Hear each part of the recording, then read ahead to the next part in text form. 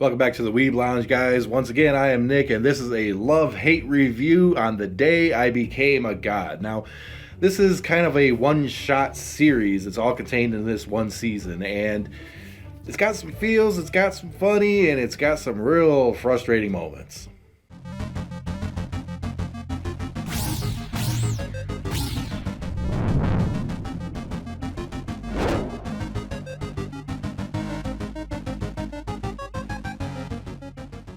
Alright, this series focuses around Hina and Yota. Hina, who refers to herself as a god, the god Odin. Why? Because why not? She's a god. Well, here's the thing. She kind of shows up out of nowhere and meets Yoda. Yoda is just a typical high school kid, right? He's going to play some basketball and everything, and she just kind of shows up and she's like, hey, I want to play too. She can't play for nothing. I mean, she's like half the size of Yoda or something like that, total loli character and everything, so there's that. But she's really goofy. She's dressed in like a nun type thing going on, like a fantasy type nun deal or whatever, but she claims to be a god. She claims to be a god, and she has to try to prove herself kind of sort of along the way, and well, she does. I mean, she really does.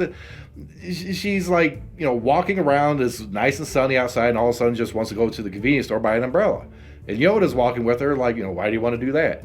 She gets the umbrella and she walks around with it, and like moments later, a big old thunderstorm, sudden cloudburst happens, drenches everybody except her, because she's the only one with the freaking umbrella. I mean, she called it. She absolutely called it. And then there's also, the whole traffic jam with the bus thing. They were going to get on a bus to go to a library, and they get on, and they're like, no, it'd be quicker to walk. Well, it turns out the bus was stuck in a traffic jam, and walking was quicker. And it's just little nuances like this throughout the entire series. How does she know? How does she know? How does she know? And Yoda is just kind of playing along with it. At first he doesn't believe a thing or whatever, but the more she does, the more he believes. And this character is actually really likable. She's really comedic. She's off the wall for the most part. No common sense. No common sense whatsoever. But she seems to have all this knowledge and predictive ability. Well, how the heck is this? How the hell is it? Okay, well, everybody's going to suspect, okay, is she really a god? Is she something or whatever? And, I always have a few spoilers in this, so keep that in mind. I always have those in the love reviews and the episode reviews and pretty much anything I do, so whatever. But what it is, she basically has, and I'm not going to go into too much detail, but she's basically connected to the internet. She's connected to the internet, okay?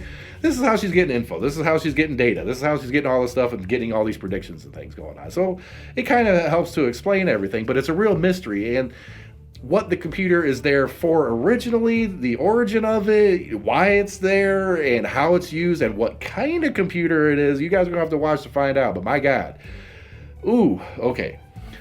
So basically this whole series is about Hina and Yota kind of building this relationship. And it does build to something extreme, I guess you could say. Oh boy. Now you also have Sora, which is Yoda's sister, and she wants to shoot a movie and everything. And the movie becomes this real pinnacle point in the entire show. And, they're filming it with Hina and Yoda as the lead actor and actress and everything. And it's just like a little bit over time, a little bit over time, a little bit over time. It becomes a real staple of this series and incredibly important as well. And there's also Izanami-san. Izanami-san is like, Yoda has a crush on this girl. And this girl like shows no emotion, doesn't seem like she cares or nothing. Real smart apparently, real beautiful. But Yoda is like head over heels over her. In the very first episode, he gets turned down hard. Badly. It was horrid. Everything that could go wrong did go wrong, and it was bad. But they're still friends. Yeah, that doesn't. Oh, things go south from there. Okay, and you also have like Tengen. Tengen is this businesswoman, okay? And she's a celebrity, a TV personality, all this stuff, and she's hosting this mahjong tournament that Yoda enters and wins because Hina told him to play it like it's Uno. If you can do it in Uno, you can do it in mahjong. Like the skip card, the draw four or something, the reverse card is dumb. It is absolutely dumb. It would never fly. It's supposed to be a liberal mahjong tournament, which just sounds stupid, but it was funny. I mean, this series, the first, I don't know, 9-10 episodes or whatever, it's pretty much a comedy.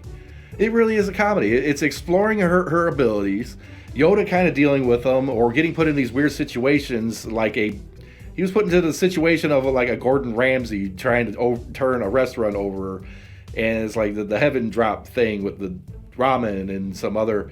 Yeah, it was really weird, and plus the footsteps for the fight, that was dumb too. That was silly, really silly, but it worked. You can knock a guy out. I mean, hell, he's got a good punch to him, I guess.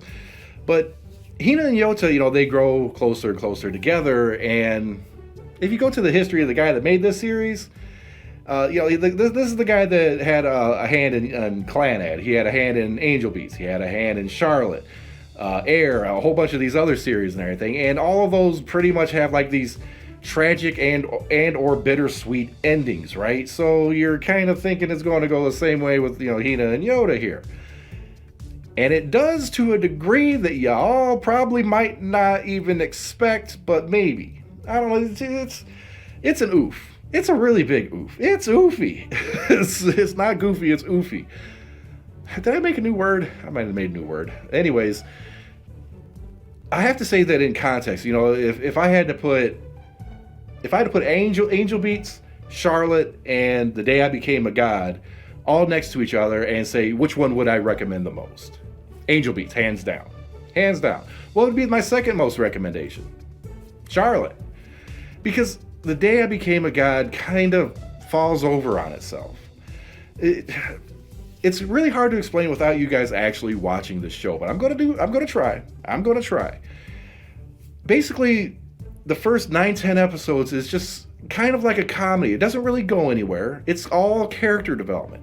And it's a fun show. If they kept it going like that the whole time, more or less, I think it would have just been an awesome show. You can keep going, different situations and everything. And it would have been a couple of characters that could really have developed over season and season and season, and grown up with these characters and watch them evolve. I think that would have actually made for a really good show. But of course, this guy that makes the show, he has to bring it to that ending, right? And you're only getting the one season. You're not getting follow-up, so it has to conclude. And the way it concludes, is it bittersweet? Yeah. Is it tragic? Yeah. Could it have been completely and utterly avoided? Probably. There's a lot of things that happen at the end that it's a tearjerker. It really is. It's tragic. It's sad. It's downright depressing. I mean, the last couple episodes could have you just like clenching your pillow and just being like, oh no, oh, why did it come to this? And then you realize, wait a minute, it didn't have to come to that. Yeah, it could have been like this guy's first series with these characters, because these characters are awesome. These characters really are awesome. But the way it ended and everything, there's going to be a lot of people that absolutely love the ending. There's a lot of people that absolutely hates the ending. It's one of those shows. Either you love it or you hate it, I believe. But there's that third bit to it. Third bit that I'm not sure the other series may have necessarily had, and they had these characters that they could have kept going with. They really could have. And, where does that place this anime in my scale of good, bad, love, hate? Where does it put it in there? I liked it. Okay. Overall, I did like the anime. It was a quality anime, quality characters, had lots of funny moments. I really enjoyed Odin/Hina. She's a really unique character that I really enjoyed. But at the same time, when you get to the ending, it's like, okay, I understood the ending. I appreciate the ending. But it didn't have to go that route. It almost felt a slight tad bit forced, because it was one of those, like, in Angel Beats, you weren't quite sure. In Charlotte, you weren't quite sure how it was going to go. In this one, you kind of figured how it would go once you got to that, like, end of the 10th episode, 11th episode, something there. You knew pretty much where it had to go. How extreme it went, that's a different story. That's a much different story.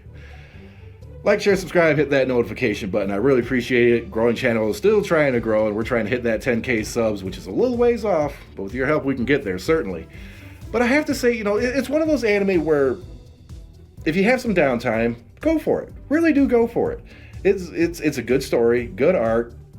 The ending, either you like it or you don't. It's one of the two. The characters are lovable, especially Hina. Hina's awesome. I don't care. She's dumb in one respect and super smart in the other, and godly in one respect and not so much in the other. it can be kind of bad. She can act, no common sense whatsoever. She really don't. She really don't.